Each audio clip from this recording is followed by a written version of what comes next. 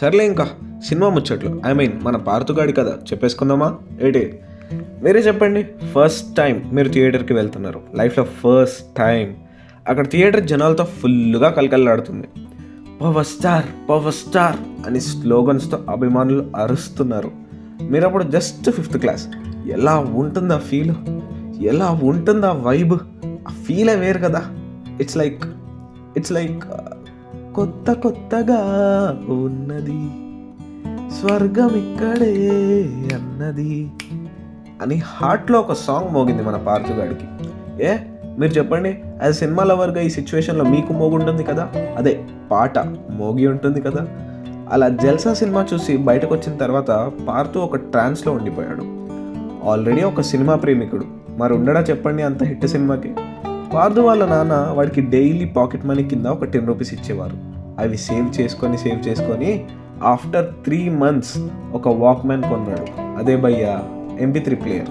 Complete జల్సా ప్లేలిస్ట్తో fill చేసేసాడు. అంతే, అక్కడ నుండి ఇంకో అతనికి ఫ్యాన్ అయిపోయాడు. ఎస్, ఈ పాటికే మీరు గెస్ట్ చేసే ఉంటారు ఎవరో అని. It's DSP, the rock star Devi Sri Prasad. స్కూల్కి వెళ్ళినా కూడా వాడి MP3 ప్లేయర్ని తీసుకెళ్లేవాడు. స్కూల్లో ఒక రోజు వాళ్ళ ఫ్రెండ్ దగ్గర రేయ్ బావా జల్సా సినిమా పాటలు ఉన్నాయి వింటావా అని అడిగాడు. ఎగ్జైట్మెంట్లో వాళ్ళ ఫ్రెండ్ కూడా వాక్మెన్ చూసి దీంట్లో నుండి పాటలు ఎలా వింటాం రా అని అడిగాడు. అంతే, ఇంకా మనోడికి ఉత్సాహం ఉర్రూతలూగింది. పార్థు వాడిని బెంచ్ కింద కూర్చోబెట్టి ఇయర్ ఫోన్స్ వాడి చెవిలో పెట్టి పాటలు వినిపించాడు. ఆ టైంలో వాడి ఫ్రెండ్ కూడా ట్రాన్స్కి వెళ్ళిపోయాడు. మరప్పట్లో ఇన్స్టాగ్రామ్లో వాట్సాప్లో లేవు కదా, వాక్మెన్ లాంటివే మనకు సరదాలన్నీ. కరెక్ట్గా అదే టైంకి ఇద్దరిని అడ్డంగా పట్టుకున్నాడు వాళ్ళ మ్యాథ్స్ సార్. MP3 ప్లేయర్ లాగేసుకొని వాళ్ళిద్దరిని ప్రిన్సిపల్ దగ్గరికి తీసుకెళ్ళిపోయాడు.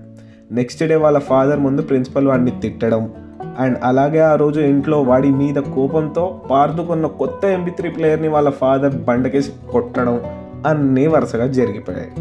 పాపం పార్థు చాలా బాధపడిపోయాడు. పార్థు ఆ తర్వాత పాటలు వినడం మానేశాడు.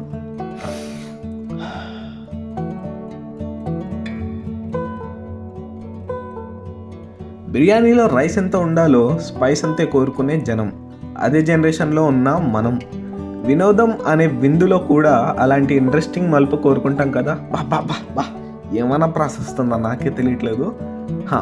అంటే అదే భయ్యా, ఐశ్వర్య వచ్చింది మనోడి లైఫ్లోకి, ఆ మాత్రం చెప్పుకోవాలి కదా. మన పార్థు గాడి ఫస్ట్ లవ్ స్టోరీ అనమాట. చెప్పనా మరి, రెడీగా ఉన్నారా? పార్థు గాడికి వెళ్ళా. ఓకే మీతో మాట్లాడుకుంటూ నేను నా టైం చూసుకోలేదు భయ్యో. నాకు లేట్ అయిపోయింది అమిగోస్, ఏమనుకోకండి. నెక్స్ట్ సాటర్డే ఫ్రెష్గా లవ్ స్టోరీ నుండి మళ్ళీ స్టార్ట్ చేద్దాం.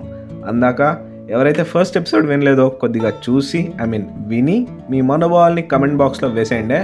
అంటిల్ దెన్, ఆపురా నీ ఘోష, వినుకో సైన్ మా భాష. Signing off, this is your amigo Shannu Viraj.